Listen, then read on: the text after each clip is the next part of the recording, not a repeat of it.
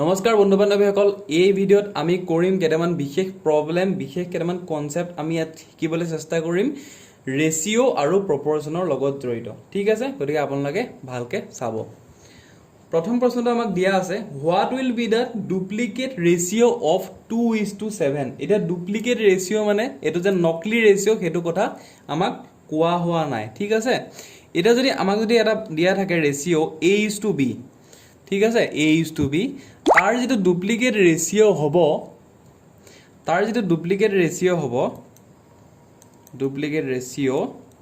हेतु होबो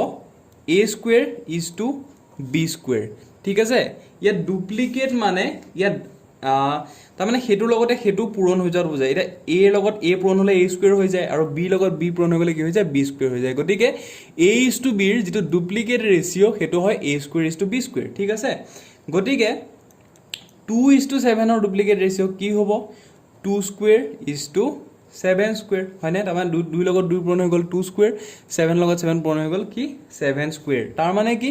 2² মানে 4:7² মানে কি 49 ক্লিয়াৰ হৈছে গতিকে 2:7 और যেটো ডুপ্লিকেট ৰেশিও হয় হেতু হল 4:9 নেক্সট কোৱেশ্চনটো কি দিয়া আছে আমাক নেক্সট কোৱেশ্চন দিয়া আছে Find the sub-duplicate ratio of 81:64 ঠিক আছে এটা আপোনালোকে চাব যদি a:b আমাক এটা ৰেশিও দিয়া থাকে তাৰ যেটো সাব ডুপ্লিকেট এটা সব ওপৰটো আছিল ডুপ্লিকেট এটো হল সাব ডুপ্লিকেট ঠিক আছে যেতিয়া আমি ডুপ্লিকেট কৰিছিলো তেতিয়া কি কৰিছিলো a to a² কৰি দিছিলো b to b² কৰি দিছিলো ঠিক আছে যেতিয়া আমি সাব ডুপ্লিকেট কৰিম তেতিয়া a to আমি কৰিম √a আৰু b টু কৰিম is to √b ঠিক আছে তাৰ মানে ডুপ্লিকেটৰ ক্ষেত্ৰত স্কয়াৰ হয় আৰু সাব ডুপ্লিকেটৰ ক্ষেত্ৰত স্কয়াৰ ৰুট হয় ঠিক আছে গতিকে 81:64 ৰ যেটো সাব ডুপ্লিকেট ৰেশিও হ'ব তো কি হ'ব √81 is to √64 এটা ইয়াত √over মানে স্কয়াৰ ৰুট অৰ্থাৎ বৰ্গমূলৰ কথা কোৱা হৈছে √81 মানে কিমান হ'ব 9 কাৰণ 9 গুণ 81 is to √64 মানে কিমান হ'ব 8 কাৰণ 8 7 গুণ 64 ঠিক আছে গতিকে আপোনালোকে নিশ্চয় বুজি পাইছে যে ডুপ্লিকেট ৰেশিও মানে হল হেতুৰ স্কয়াৰ কৰি দিয়া তাৰ মানে a to a² হৈ গৈছে b to b² হৈ গৈছে আৰু সাব ডুপ্লিকেট ৰেশিও মানে হল a to √a হৈ গৈছে b to √b হৈ গৈছে ক্লিয়াৰ হৈছে নেক্সট প্ৰবলেমটো দিছে ফাইন্ড দা ট্ৰিপ্লিকেট ৰেশিও অফ 7:5 ঠিক আছে আমি প্ৰথম প্ৰশ্নটো কি কৰিছিলো ডুপ্লিকেটৰ ক্ষেত্ৰত আমি ডাবল কৰিছিলো তাৰ মানে a to a² কৰিছিলো ঠিক আছে এতিয়া যদি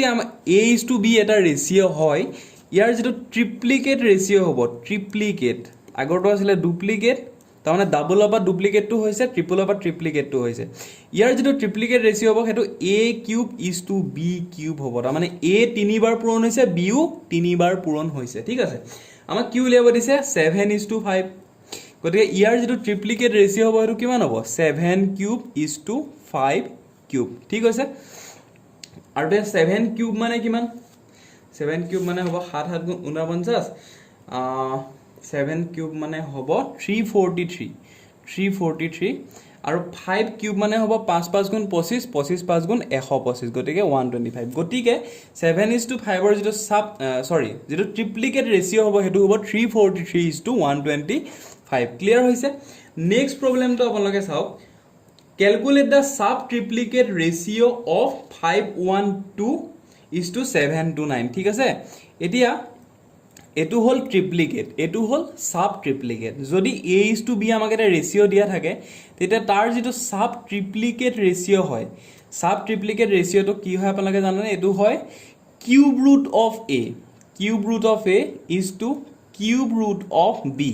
এটা চাওক যেতিয়া আমি সাব ডুপ্লিকেটৰ কথা কৈছিলো তেতিয়া স্কয়াৰ ৰুট অফ a হৈছিল আৰু স্কয়াৰ ৰুট অফ b হৈছিল এতিয়া আমি সাব ট্ৰিপ্লিকেট ৰেশিওৰ কথা কৈছো গতিকে কিউব ৰুট হ'ব ঠিক আছে তাৰ মানে 3 বাৰ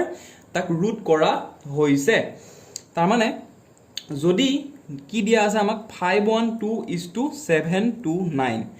ইয়াৰ যেটো সাব ট্ৰিপ্লিকেট ৰেশিও হ'ব এটো কি হ'ব cube root of 5:1:2 cube root of 7:9 clear হৈছে এতিয়া কিউব ৰুট অফ 5:1:2 মানে হৈছে 8 ঠিক আছে 8 কাৰণ কিয় আপোনালোকে চাব 8 পূৰণ 8 পূৰণ 8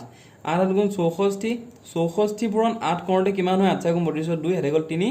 8 গুণ 48 নে 51 ঠিক আছে গতিকে 8 তিনিবাৰ পূৰণ কৰোঁতে তাৰ মানে 5122 পায় হেতু কাৰণে কিউব ৰুট অফ 512 মানে হৈছে 8 ঠিক একেদৰে কিউব ৰুট অফ 729 মানে হৈছে 9 ঠিক আছে এতিয়া কিউব ৰুট স্কয়াৰ ৰুট কেনেকৈ উলিয়ায় সেই বস্তুটোৰ কাৰণে মই এটা সেপাৰেট ভিডিও বনাই দিম আপোনালোক মই জনাম ঠিক আছে আপোনালোকে হেতু চাই ল'ব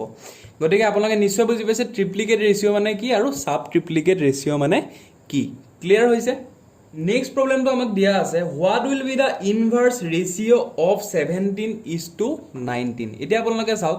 যদি আমাক a:b এটা ৰেশিও দিয়া থাকে তেতিয়া তাৰ যেটো ইনভাৰ্স ৰেশিও হয় ইনভাৰ্স ঠিক আছে এটো হৈ যায় 1/a:1/b তাৰ মানে কি হৈ যায় a টো উল্টা হৈ যায় আৰু b টো উল্টা হৈ যায় ক্লিয়াৰ হৈছে গতিকে যদি আমাক কি দিয়া আছে এতিয়া 17:19 আমাক দিয়া আছে গতিকে ইয়াৰ যেটো ইনভাৰ্স ৰেশিও হ'ব এটো কি হ'ব 1/17:1/19 ঠিক আছে এতিয়া আপোনালোকে চাওক মই এখিনতে এটা কথা কোৱা নহল যে 1/a:1/b মানে হৈছে b:a ঠিক আছে এতিয়া এটা কেনেকৈ হয় আপোনালোকে চাব